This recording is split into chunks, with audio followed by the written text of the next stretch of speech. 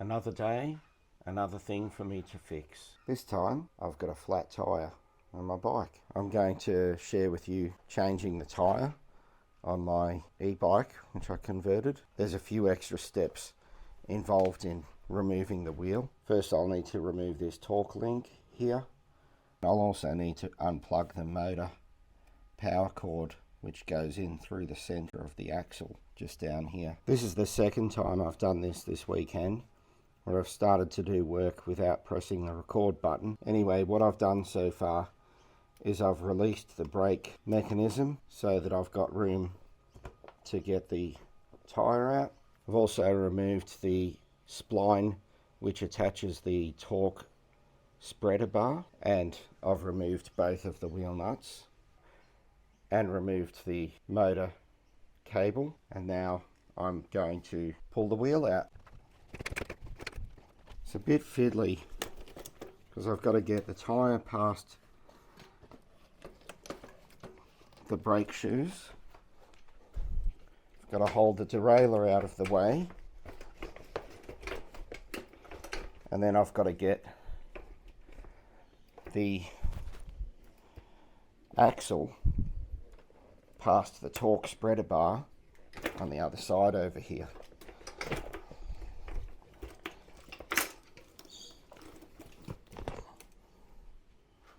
Now what I'm going to do is just go around with my thumbs and break the bead.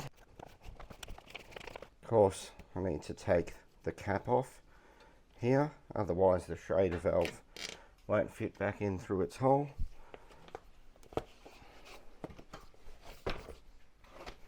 And then I'm just gonna lever the tyre off using a screwdriver because I don't have a tyre lever. Bit of a tight tyre, this one.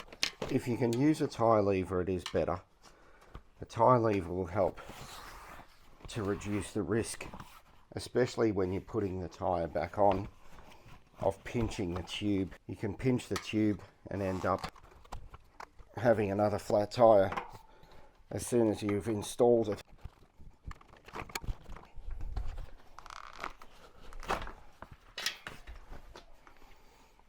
And just out of interest, I'm actually going to put some air in this tube and see if we can find out where that tyre was leaking from. The main reason I want to do this is because I just want to find out where the tube failed, because it might help me to prevent future failures. Interestingly, the tube has actually failed here, where the Schrader valve meets the tube.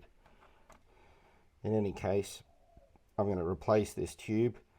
I actually think it might be quite possible that the damage was done by this edge here. So what I'm going to do is I'm going to slip this protector ring off, and I'm going to see if I can deburr that edge a little bit, remove any sharpness that it might have to it. There is definitely a burr here, so I'm just going to use my Stanley knife carefully to see if I can remove the burrs here.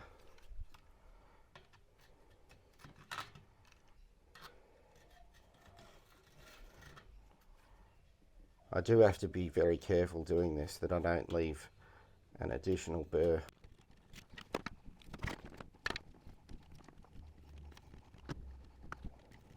That is definitely a lot better, and it goes to show in manufacture and engineering the importance of deburring.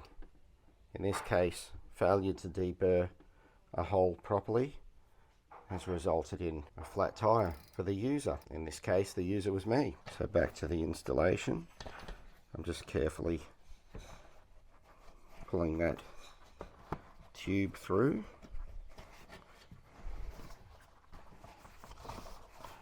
And I'm going to start from the bottom here and work my way up. Some people might like to put a little bit of air in the tube first to help it maintain its shape. If you want to do that, I'm not going to stop you. I think that's just a matter of personal preference. I like to keep the tube back so that it's well out of the way while I lever over the tyre back onto the rim, especially considering I'm not using the correct tool for the job here in introducing a screwdriver where I should be using a tyre lever. The next thing to do is put some air in this tyre and then put this bike back together.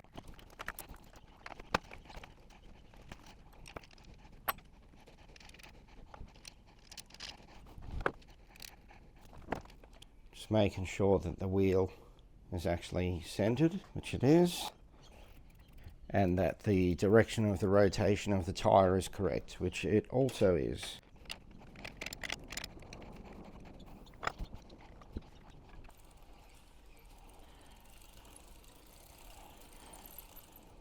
I'm just readjusting my brake pads because I bumped them getting the wheel on or off, I don't know which. The alignment is no longer there from where it was before. My brake pads are no longer rubbing. I almost forgot